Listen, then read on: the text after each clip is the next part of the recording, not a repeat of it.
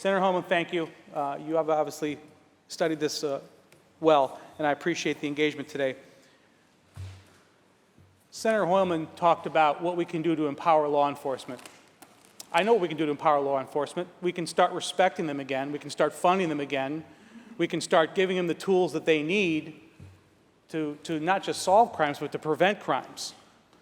We need to do a lot of other things. Microstamping technology is not a proven technology. It isn't working. They passed this in 2007 in California, and trust me, in the last 15 years, I'm sure something could have been done to get that deployed. But what we're really talking about here is we're talking about the gun. We're not talking about the people that use the gun. And that's the problem with all of these bills that we have here today. Until we address people that have violent tendencies, until we address those folks with violent mental illness, until we address people that have evil in their hearts and we are not doing anything to separate those people, pull them out of society, nothing like this is going to help. We're going to nibble around the edges. We're going to make political statements. But the reality is New York has become far more dangerous in the last 2 years. Not because of new guns, but because of bad policy out of Albany, because of things like our failed bail reform law, the other criminal justice reforms. That's why New York is more dangerous. Are there more guns here in New York than there were 2 years ago? Maybe.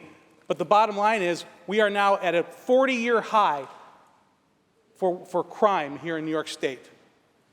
So we're going to sit here, we're going to talk about law-abiding citizens. We're going to create a barrier to selling guns here in New York State by requiring a microstamping technology, which would happen to California, is the gun manufacturers just going to say we're not going to sell them. And there are a lot of you that would say that's great. We don't want to sell any more guns here in New York State. That's wonderful. But unfortunately, most of the guns that are on the street here in New York State were not legally purchased. Most of the guns that are being used in crimes are not legally possessed. So this is just another feeble attempt to try and hamstring everyone's Second Amendment right to keep and bear arms. It's not going to work. The technology's not there. It's not being used anywhere, and this isn't going to happen, so I'm voting no. Thank you.